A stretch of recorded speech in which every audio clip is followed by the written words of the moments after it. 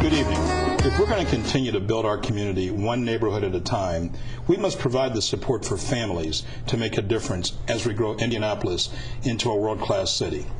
Joining me this evening is Chris Maples, who is the Executive Director of Dads Incorporated, or Dads Inc. Chris and I have known each other for years. We worked together before in some other endeavors, and I'm so proud that he is giving something back to our community. Thanks for being on our show. Thanks, Robin. Tell me about Dads Inc. What is Dads Inc.?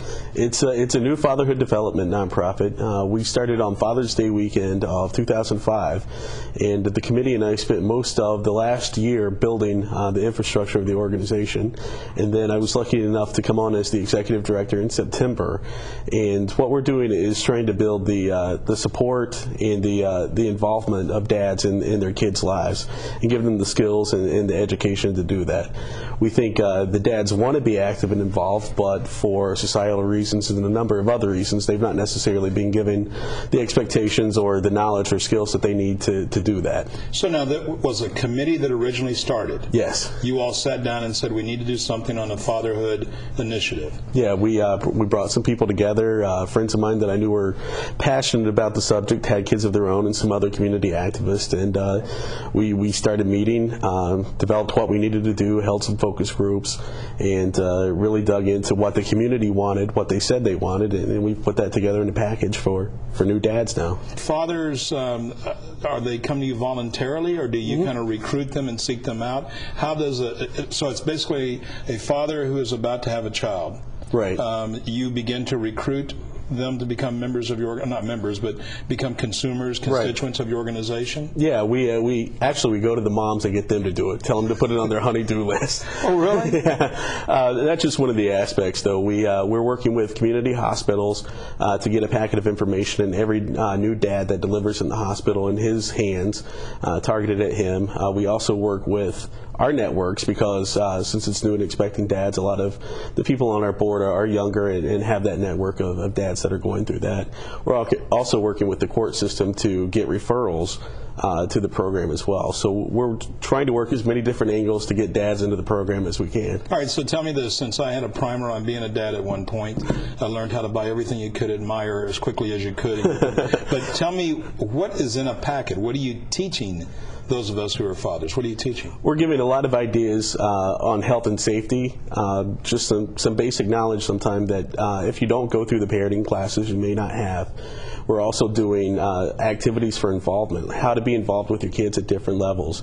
My favorite part is what we call our Involvement 101, and it's structured educational activities where the dads and the kids participate together, and they're developmentally appropriate, so we have some that are more applicable to a 1-year-old and some that are more applicable to a 5-year-old. For instance, we're kicking off a program with Jiffy Lube.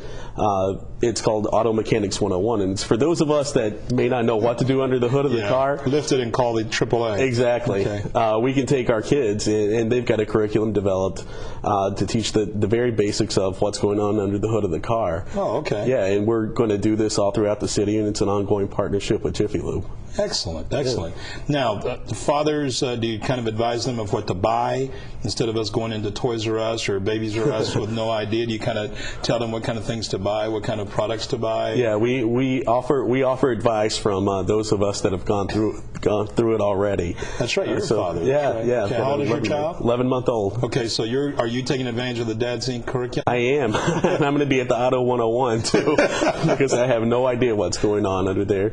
But we're teaching a lot of the things too that's just common sense, like how to change a diaper. Before becoming a dad, I had no idea. I tried to practice on the dog at one point, but she ran away.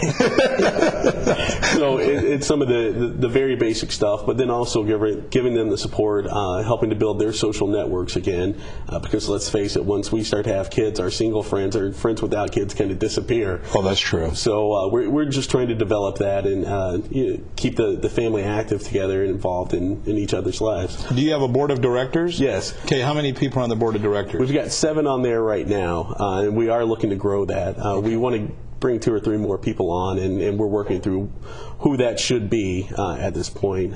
We are a fairly young board. I think our oldest member is in his mid-40s. Okay. He'll kill me if I'm wrong about that. He may be a little younger. Okay. But we're looking to bring on some older professionals as well to bring some seasoning to a young organization. Is there Dad's Inc.? Do you have an office? Yeah, we're married to Mary Rigg Neighborhood Center. Okay, on the south side there, right? It's at on Westmore West Street. Right. Yeah, they've been a great partner for us since the inception of the organization, and they're actually providing physical office space for us at this point at no charge. Wow. And they're phenomenal in what they're doing on the west side and helping us grow as well. Okay. Now you have fundraisers for the organization? Yeah. Tell me about a couple of your fundraisers. Well, we did any fundraiser. Well, the beer and wine tasting silent auction, like I said, was a success. We had over 65 people there and raised over 20% more than what our goal was. So that's going to be an annual event. Yeah. Where do you have that? Where did you have it? At the Hop Shop. Where is that? It's on 96th Street, right behind the Colada. Okay. On 96th. And Courtney Hall, the proprietor of the Hop Shop, is a great guy and believes in the organization and was so supportive of bringing people in to helping us raise money. We're also instituting a Fatherhood Hall of Fame. Oh, really? Another fundraiser, yeah. And it's the That's opportunity innovative. for the kids or the mom involved to nominate their husband or their father as somebody that's a good dad and been active. So it's an opportunity then to recognize them, and the information for that's on our website. What's your website? It's www.dadsinc, all one word, .org. Okay, we'll post that on the television so people can see it. What kind of advice would you give fathers that are either enrolling in your program or expectant fathers? What kind of advice would you give them?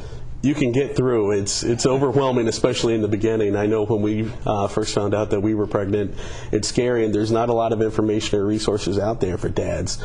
But we'll help with that. The way to be a father to a boy is different than a father to a girl. Do you try to help out in those areas also? Yeah. And our organization, while it's father figure centered, it's very important that they're active in both the lives of their sons and their daughters. Okay. And we recognize that there are differences, and we try to provide appropriate programming for that. I know as a dad, if I had a daughter, I would be very scared when she starts in her puberty because I don't know what to do at that point. Believe me, I got a 7-year-old. I'm already scared.